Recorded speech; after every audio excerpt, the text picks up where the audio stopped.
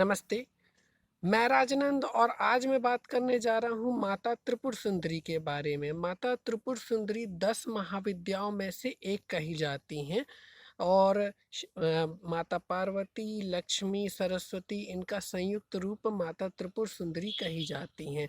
यहाँ पे माता त्रिपुर सुंदरी के बारे में भी मैं जानकारी दूंगा और उनकी कथा के बारे में भी बताऊंगा। माता त्रिपुर सुंदरी को बहुत ही शक्तिशाली लोग इनकी पूजा करते हैं, तांत्रिक लोग इनकी पूजा करते हैं। बहुत सारी तंत्र विद्याओं में माता त्रिपुर सुंदरी का वर्णन आता है। अब मैं इनके विशेष तीर्थ के बारे में बताना चाहूँगा। जबलपुर में नर्मदा नदी के निकट स्थित इनका एक तीर्थ है, माता त्रिपुर सुंदरी का तीर्थ। और इनके जो आराधक कहे जाते थे, महाराज सहस्त्रार्जुन कहे जाते थे।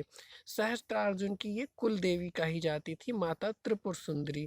माता त्रिपुर सुंदरी को राज राजेश्वरी, ललिता कामेश्वरी भी कहा जाता है। इसके अलावा माता त्रिपुर सुंदरी जो है इन्हें षोडशी भी कहा जाता है। षोडशी अर्थात इनकी जो आयु रहती है हमेशा 16 वर्ष की ही रहती है, कभी बढ़ती और घटती नहीं है। माता त्रिपुर सुंदरी के कई सारे चित्रों के बारे में बताना चाहूँगा। इनका एक चित्र बताया जाता है जिसमें सदाशिव नीचे लेटे हुए हैं, उस शिव जी के नाभि कमल से कमल निकला हुआ है और उस कमल के आसन पे माता त्रिपुर सुंदरी विराजमान होती हैं। एक तस्वीर ये है। इसके अलावा इनकी एक तस्वीर जो ज़्यादा प्रचलित है, ये एक आसन पे बैठी हुई हैं और उस आसन के चारों स्तंभ में ब्रह्मा, विष्णु, शंकर और यम, ये चारों देवता बैठे हुए हैं, अपने मस्तक में इनको धारण किए हुए हैं। ये माता त्रिपुर सुंदरी का सबसे प्रसिद्ध चित्र कहलाता है। अब मैं आता हूँ माता त्रिपुर सुंदरी की कथा के बारे में। जब शिव जी का वियोग हो जाता है माता सती से, तो वो चिरस्थायी अवस्था में बैठ कर के साधना करने लगते हैं, साधना में रत हो जाते हैं।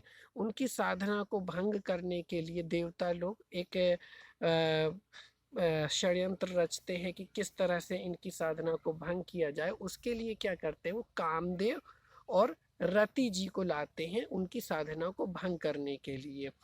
जब कामदेव अपने मोहिनी बाण से प्रहार करते हैं सदाशिव के ऊपर, तो उनकी साधना भंग हो जाती है। उसके बाद क्रोधित होकर भगवान शिव जो होते हैं अपने तीसरे नेत्र से कामदेव को भस्म कर देते हैं। उसके बाद क्या होता है, जब रति जी उनके वियोग में भयंकर प्रलाप करने लगती हैं तो उन्हें आशीर्वाद देते हैं सदाशिव कि वो द्वापर युग में भगवान श्री कृष्ण के पुत्र प्रद्युम्न के रूप में जन्म लेंगे रति को। इसके बाद जो उसकी भस्म पड़ी हुई होती है, बाकी सारे देवता वहाँ से चली जाते हैं। उसकी भस्म से एक शिव के गण एक मूर्ति बनाते हैं। उस मूर्ति से एक असुर प्रकट हो जाता है। उस असुर का नाम पड़ता है भांडासुर।